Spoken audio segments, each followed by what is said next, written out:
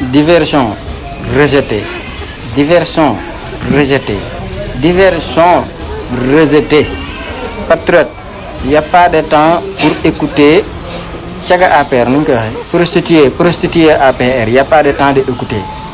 Il n'y a pas de temps d'écouter des acteurs de films porno.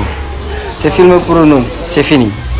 Moi, c'est suivre film porno et 2021 jusqu'au 2023. Maintenant, c'est fini. C'est focus à leur retirer carte électeur massivement. Par année, massivement. Génn wate massivement. Et c'est waral, c'est pas les fraudes d'élection. Parce que c'est wate massivement. Il n'y a pas de temps pour que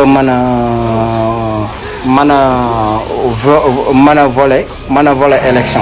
Il faut les retirer les cartes électeurs, séparer massivement, wate massivement, pour que l'État ne sait pas voler les élections.